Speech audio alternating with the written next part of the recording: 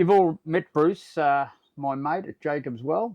Bruce has been a fantastic resource for me, helps me keep out and staying out there till I can't. I think if it wasn't for Bruce, I mightn't have been able to do it for as long. But Bruce has got his own boat, and I thought we'd have a look at that because some of you people out there might be interested in a boat like this.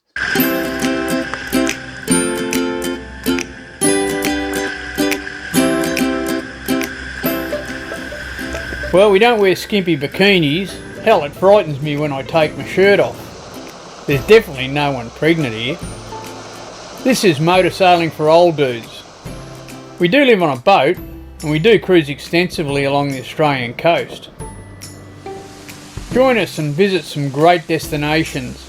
Learn how to look after a boat and live off grid. It might even get you enthused to do the same thing.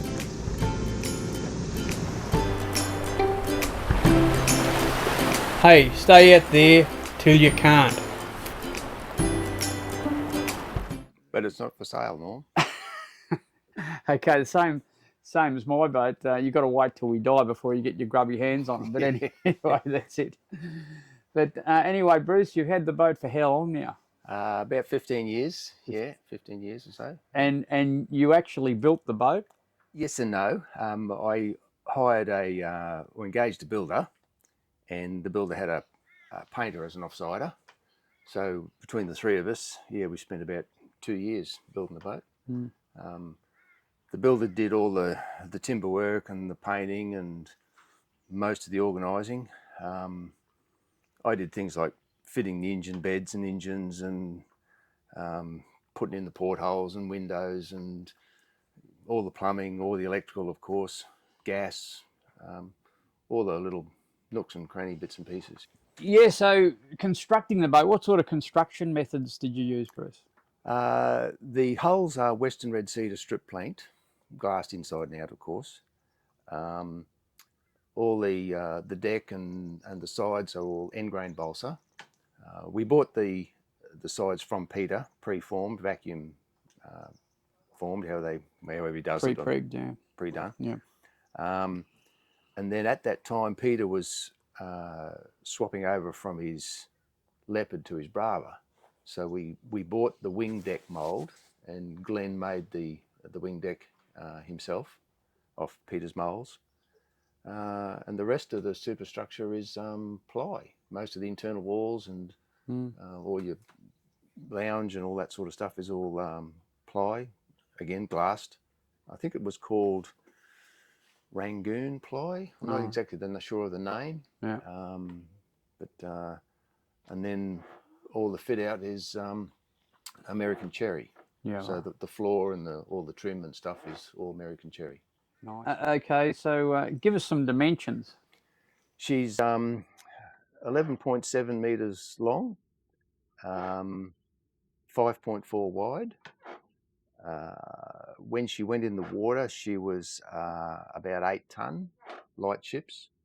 And then we added a bit of glass work and a few other things and 2,000 litres of fuel and et cetera, and all the generator and the water maker and the other things. She runs about 12 tonne now. Yeah, right. So if I'm full, 12 tonne, 600 litres of water.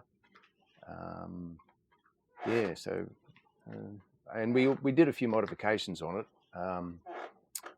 Because I changed the flybridge arrangement and added a sort of an upstand all around the beds up there, or that big lounge upstairs, that added a bit of weight to the back. And we found that when she first went in the water, she was a little bit down in the bum. So we extended the canoes, added a big section on each canoe out the back to lift the backside out. And then later on, I don't know, probably about 5 or 6 years after that, we put bulbs on the front. I can remember doing that. Yeah, you gave me a hand with that one. That was a major job. Yeah. And I also filled in the chines. The chines was just a little bit too close to the water line, and I was getting a little bit of slap at different times. So I took them down under the water, and I can remember doing that too. Yeah, that was another big job. So you know the boat pretty well. pretty much back to front, Good. inside out and back to front. And that's a good thing if you can know your boat. I don't know, just anecdotally, I've never actually bought a boat. I've built two, but I've never actually gone and bought one. I think if you ever bought a boat, it'd take you 2 years to get to know it. Yeah, well, I bought my first big boat. I'm a bit of a boat tragic, actually. By the time I was 21, I'd already had 7 boats. And I think this is boat number 26. So I've had a few, but the first big boat was a 40-footer, which I bought, of course. But yeah, you learn all your lessons on your first one. And then that's why I built this one. Yep. So the boat was designed by Peter Brady. Peter Brady. It's Yeah, Brady. yeah. I actually fell in love with his designs back when he was building the Scimitar. I saw the Scimitar when it was, I think it was Boat of the Year, many, many years ago. I couldn't even tell you what, back in the 70s, 80s, I have no idea when it was. And I just loved the concept, the fuel economy, the space, and but the only thing I didn't have in those days was the money. so You need a bit of that. Yeah. So it wasn't until many years later that I decided. We sold our first big boat, the 40-footer, and I went looking to buy a boat, and I just couldn't find what I wanted. I wanted something with protected props and rudders, something I could sit on the bum on the ground and just, walk ashore or whatever. And Peter was building the Leopards at that time, and he was about to go to the Brava. And I went and seen Peter, and I said, I'd like a Leopard, but I want these changes. And Peter was building the production boats. So when you're building production boats, you don't really want to be building one-offs. And I had quite a few changes that I wanted done in my boat. So that's when he introduced me to the builder. One thing I noticed, you've got stairs up onto the flybridge, which I think is a fantastic attribute to this boat. Yeah. Well, there's a few things we changed to his original Leopard. Stairs was one. We wanted an upright fridge. We shifted this rear wall back about 9 inches in my language. We put one of the front rooms to an east-west bed configuration. Yeah, we changed the kitchen a little bit, or the galley, made it a little bit wider. Just nothing major. I think Peter's Leopard had the door to the shower inside the cabin, so we put the door on the other side of the stairs there. Just nothing major, and I wanted a cruising boat. Peter's Leopards had 600 litres of fuel, I think, whereas I carry 2,000 litres. So there was a few changes with bedrooms and how things were made to be able to carry 2,000 litres of fuel. He was putting in Steyrs, which were, I think, 250 horsepower or something of that sort of nature, Steyrs or Yanmars. I've gone for 130 horsepower Kubotas, or the Nanny, which are extremely reliable, extremely fuel efficient, very low torque curve. So I'm swinging a 24-inch 4-bladed prop with 22-inch pitch. So a pretty big prop. And what sort of fuel economy you get at cruising? Well, I do. She's capable of doing 18 knots, but I tend to spend most of my time at about 6. But I mean, I'm not in a hurry. Yeah. And I can quite comfortably cruise at 6 knots on one engine at about 1,600 revs, and I'm chewing about 1 litre per nautical mile. Yeah.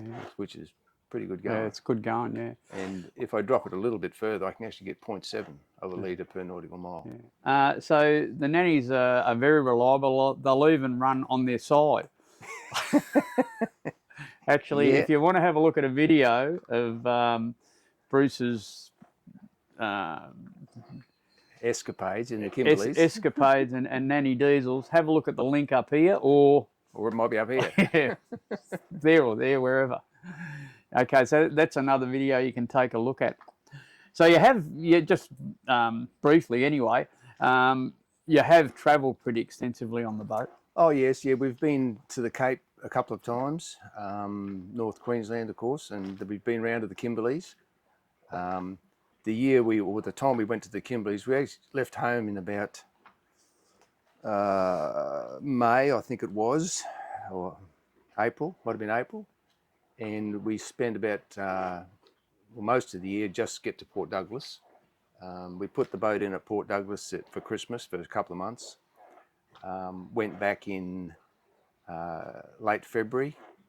I fitted the generator then, slipped it, just did a bit of general maintenance, and then we set off for the Kimberleys, and we spent the next year, we went right down into the Gulf, down to Corumba, up the Normanton River to Normanton, across the Gulf from Mornington Island, Edward Pellegou Group, up to Groot, and then 8 weeks in the Kimberleys, and back again, and we got home a week before Christmas. No, nice going. Nearly almost 2 years. Yeah. So you're conspiring to do it again, but things are just thrown in your way at the moment. But eventually, COVID got in the way first. And then family ties get in the road second. And, but maybe next year. Okay. The boat, something that impresses me on the boat, there's a lot of highly finished surfaces. Like there must have been a lot of fairing went on when you were building it. The boat builder, Glenn, he is just an absolute legend. He would have to be the best boat builder I have ever come across. I don't like front runner. I don't like carpeted surfaces. I like everything to be able to wipe clean. So yeah, the entire boat, inside the bedrooms, everywhere, is glassed and faired and painted. Yeah, so she's a gloss finish, pretty much most surfaces. Yeah. And I don't know whether they built the Bravas or the Scimitars any other way, but no downstairs helm. All your helming's done from the flybridge. All the helming's done from the flybridge. Yeah, I think I'm pretty sure all the Bravas and Leopards were that way. And that was my choice too. I would have, I prefer the flybridge. I do have a handpiece that I can run the engine through. It's a Morse control, KE4 electronic engine controls. So I can stand up on the front deck and just run the engine's accelerator and gears from up there, if I so wish. And I have a hand remote for the autopilot. So if I do want to change that, I can sit downstairs if I really want to. Yeah, okay. Okay, so house power on the boat, how do you run that, Bruce? We cook on gas. I have a gas stove. So we have gas inside. We've got the gas barbecue, of course. For a bit of a backup, I've got one of those little camping induction hot plates. I've got 600 ampere hours of lithium, which I was only converted to lithium a couple of years ago. I didn't think the technology was up to speed until just recently. So I've converted to lithium. We have a 5 kVA Fisher Panther generator, so we can switch over to electric. That'll run the air conditioner, boil the jug, do everything we need to do. So that sort of takes care of most of the cooking and general house duties. Electric hot water system that also runs off the port motor, just your standard isotherm, I think it is, brand hot water system. 240 litre an hour water maker, which I made myself. I sort of looked at all the water makers around, and one of the things I'm a great believer in is redundancy, as you would know yourself. And I decided to make it myself because the pre-feed pump, I bought the same pre-feed pump as what's on the air conditioner, which is a Izaki magnetic drive pump. So they're interchangeable? They're interchangeable. So if my water maker ever buggers up, or the pump on that buggers up, I can change over from the air conditioner or vice versa. And by building it myself, I know all about it. I made it super simple. A lot of the stuff that is on the market now, or that I saw, is too complicated for my liking. There's too much automatic backfeeding and automatic this and automatic that. And I think the people that I've talked to, the people that have the automatic ones seem to have trouble with them. A lot of trouble. The people that got the basic manually operated ones, they get a good run out of them. Yeah.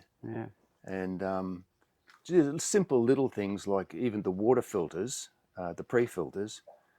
Most of the ones you buy in the market are using a solid casing for the filters, so you can't see the actual filter. Right, yeah. I used clear plastic casing so that when my filters get blocked, I can actually see it. I don't need to undo them and check them. I You can can just see when simply they're look blocked. at it, Yeah, yeah. and I know whether they need changing. Yeah. Little things like that, which to me, and I like to be able to fix it. If anything goes wrong with it, if I built it, I can fix it. It's pretty important. Pretty important on a boat. Very important on a boat. All right. So anything that you would have done differently, do you think, or have you got the perfect boat? No, I don't have the perfect boat. I would have probably liked a little more tunnel clearance. Naturally, every catamaran's going to slap a little bit in a bad sea. Yep. So possibly if I designed it again, I'd give it a little bit more tunnel clearance. The front clears, I opted for solid glass in the corners of the flybridge upstairs, but I still put clears in the front. I'd toss them out and have solid glass in the front again. Apart from that, no, I don't think there's a lot I would change. Yeah, great. Well, it is pretty well a perfect boat then. Pretty close. You might have noticed in a lot of boats there's a whole cupboard designated to fancy switches and circuit breakers and all sorts of stuff. I'm not a believer in that. I'm an auto electrician by trade. This is my entire electrical setup. Small cupboard, it's even enough room for a radio. All my electrics is in there, up against the back wall.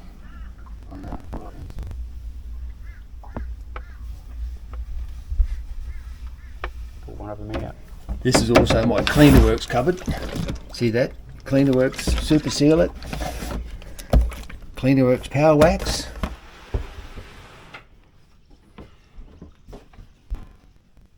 That's the Barbie.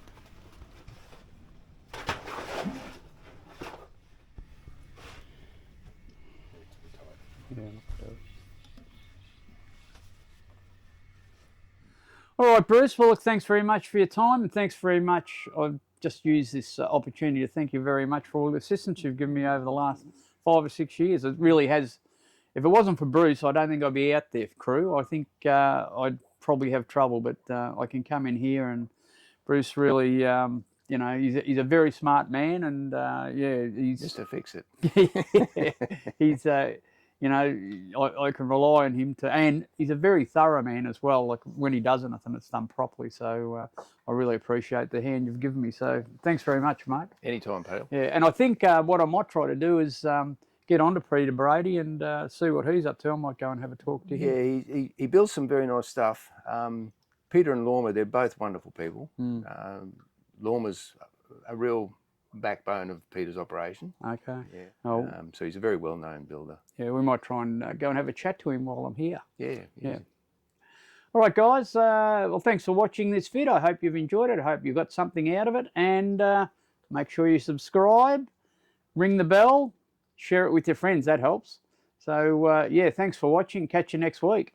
Thanks, Bruce. No worries.